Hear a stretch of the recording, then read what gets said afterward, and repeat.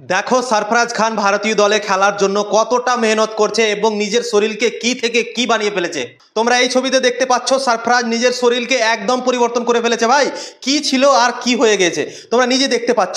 সারফরাজ খান এই ছবিটা আজকে তার ইনস্টাগ্রাম অ্যাকাউন্টে পোস্ট করেছে এবং দেখেই বোঝা যাচ্ছে কি কতটা মেহনত করছে সে ভারতীয় দলে কামব্যাক করার জন্য।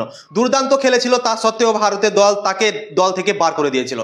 এখন সেই সারফরাজ খান অনেক মেহনত করছে এবং ভারতীয় দলে কামব্যাকের জন্য সে উতাবলা হয়ে আছে। তো তোমরা ভাবতে পারছো ইংল্যান্ড সফরে সে যেতে চাইছিল। ইংল্যান্ড সফরের আগেও সে অনেকটা পরিবর্তন করেছিল নিজের বডিকে, প্রায় 10 কেজি মতো তখনও কমিয়ে দিয়েছিল এবং তার ছবি একটা ভাইরাল হয়েছিল। এই ছবিটা ভাইরাল হয়েছিল সারফরাজ খানের তখন। তা সত্ত্বেও ভারতীয় দল তার দিকে ধ্যান দেয়নি এবং তাকে দলে নেয়নি এবং সারফরাজ খানকে বাদ দিয়ে অন্য কাউকে নিয়ে ইংল্যান্ডে চলে গিয়েছিল।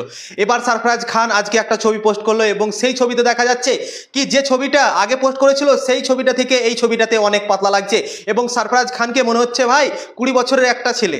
তো তোমরা ভাবতে পারছো কতটা ওয়েট লস করেছে সারফরাজ খান।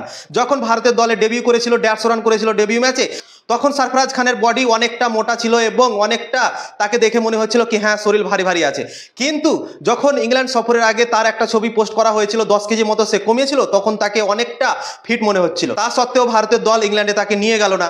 এবার আজকে যখন ছবিটা পোস্ট হলো তার অ্যাকাউন্ট থেকে, এবং আমি তো ভাই দেখে সত্যি অবাক হয়ে গেছি কি সারফরাজ খান ভারতীয় দলে খেলার জন্য কতটা মেহনত করছে এবং কতটা পরিশ্রম করছে জিমে, সেটা কিন্তু বোঝা যাচ্ছে। এবং এই ছবিটা তোমরা দেখো জিমই তোলা হয়েছে।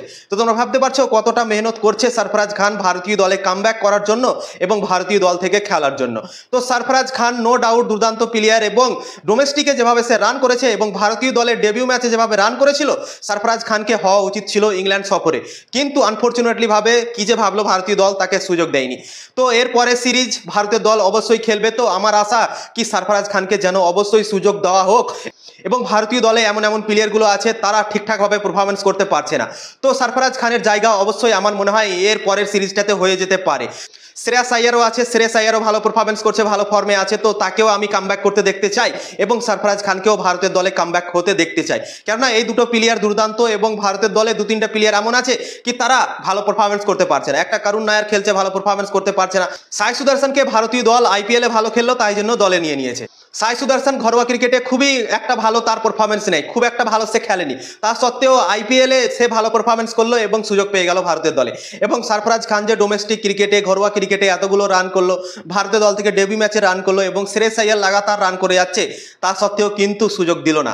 শ্রেয়াস আইয়ারকেও দিল না এবং সারফরাজ খানকেও ইংল্যান্ড সফরে নিয়ে গেল না। তো অনেক প্রশ্ন উঠছে এই দুটো প্লেয়ারকে নিয়ে এবং এখন যে অনেকগুলো প্লেয়ার খেলতে পারছে না, এখন সারফরাজ খানের কথা মনে পড়ছে, শ্রেয়াস আইয়ারের কথা মনে পড়ছে, এই দুটো প্লেয়ারের কথা মনে পড়ছে এখন।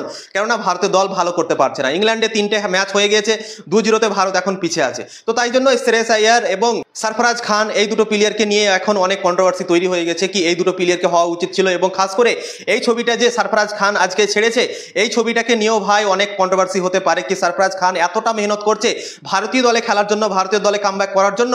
তো এই ছবিটাতেই প্রমাণ করে দিচ্ছে কি কতটা সে মেহনত করছে। তো অবশ্যই এর পরের সিরিজ ভারতের দলে অবশ্যই আমরা দেখতে চাই সারফরাজ খানকে। কি বলো তোমরা?